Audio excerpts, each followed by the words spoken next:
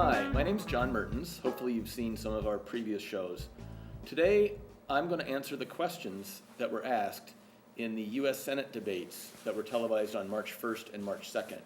They had a debate for the Democratic candidates and a debate for the Republican candidates. As you know, I'm running for U.S. Senate as an independent, so I was not invited to either debate. So I wanted you to have a chance to hear what I would say to those questions.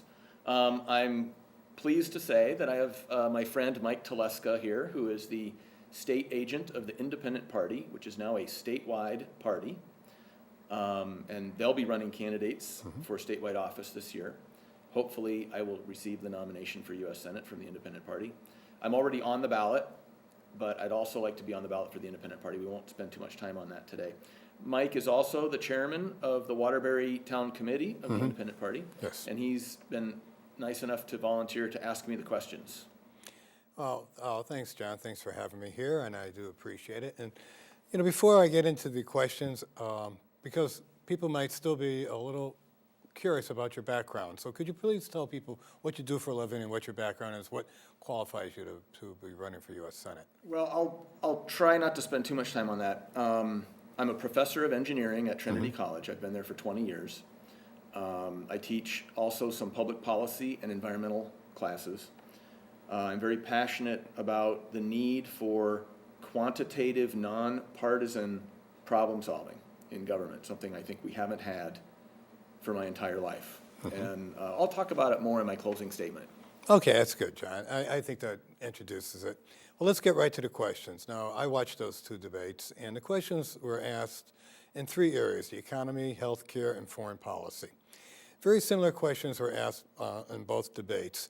So we're going to take the questions that were asked on the Democratic debate because they actually got more questions than the Republicans. So I'm going to give you the first question. We are still enduring the effects of what is now being called the Great Recession, caused in no small part by reckless, spurious, and unsustainable lending and investing practices involving the securitization of real estate mortgages.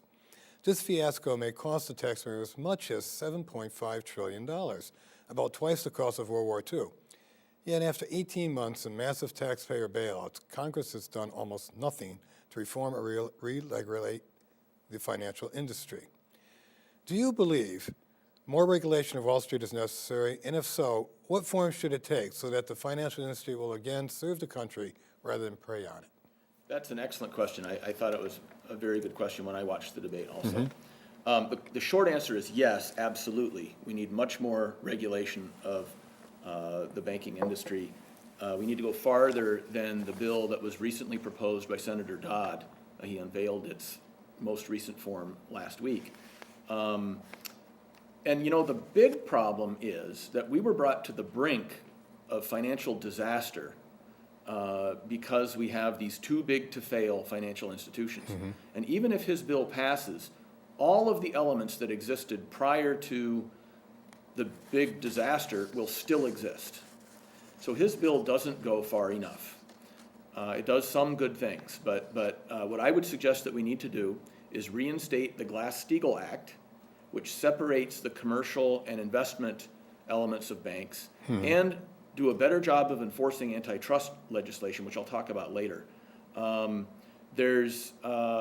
In addition to Glass-Steagall, I think we should just go ahead and break up now these huge banks like Goldman Sachs and Morgan Stanley. Banks should not be allowed to become too big to fail. And if you wait until, the current bill puts an institution into effect that might be able to do that if another disaster happens.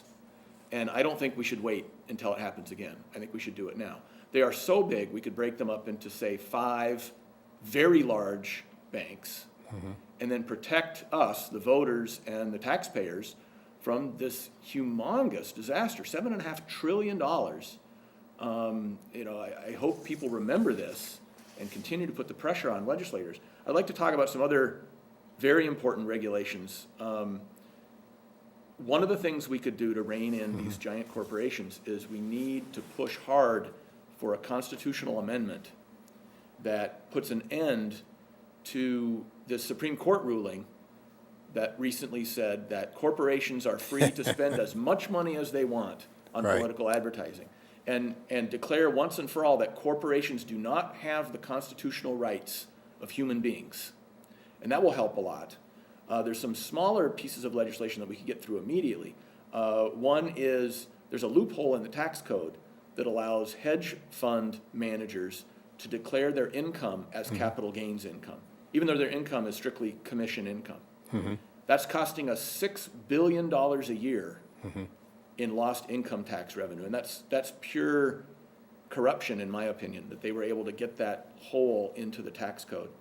One thing the Dodd's bill does have in it that I've been talking about for a year now during the campaign, another thing that would help is we need a law that requires corporations to tell their stockholders in advance what their executive compensation packages are going to be.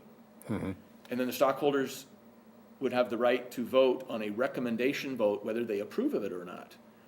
Simple transparency, because the way it is now, all these board members sit on each other's boards and they vote themselves these huge, huge billion-dollar compensation packages. You know, right now, executives make 400 times the average salary of their employees. 30 years ago, it was 20 or 30 times. So I know we're short on time. And then I would also urge campaign finance reform, which I think we need to try to prevent this huge power that corporations have in government. Well, that's very good, John. And I just want to point out something that, you mentioned the what was that? Glass-Steagall Act. Glass-Steagall Act. That's when banks stopped being hometown banks.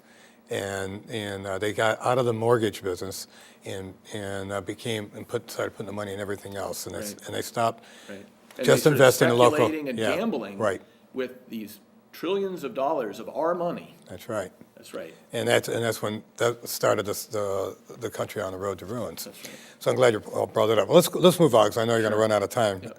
All right. The other question that was brought up, the second one, was though the economy shows tentative signs of recovery, millions of Americans are still out of work. We lost nearly 9 million jobs since the recession began, and with new entrants, we are down 10 million jobs. With virtually no prospect given historic patterns of any significant recovery over the next several years. Given that studies show the American economy has largely lost its ability to create jobs, what should the federal government do to restore the vitality and competitiveness and the job-creating ability of the economy?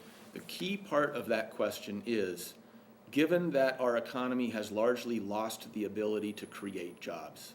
This is a huge long-term problem that has resulted from, especially during the 8 years of President Bush's administration, they did a terrible job of enforcing antitrust laws.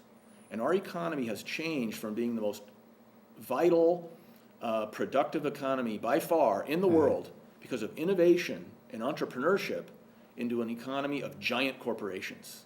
Yes. And we all know that jobs are created by small companies. So we need to start really going back to enforcing antitrust laws and fostering entrepreneurism and startup companies that innovate and create jobs. Now, that's a long-term problem that we should have been addressing for the last 10 years, and we need to start doing it now. In the short term, we can do some things. The $38 billion law that was just passed by Congress, the job creation bill, it wasn't perfect, but I would have voted for that. It does some of the right kinds of things where it rewards people for hiring people. It rewards businesses for hiring people. We should also punish companies that outsource jobs overseas. We should remove any tax credits that any company that outsources jobs overseas get.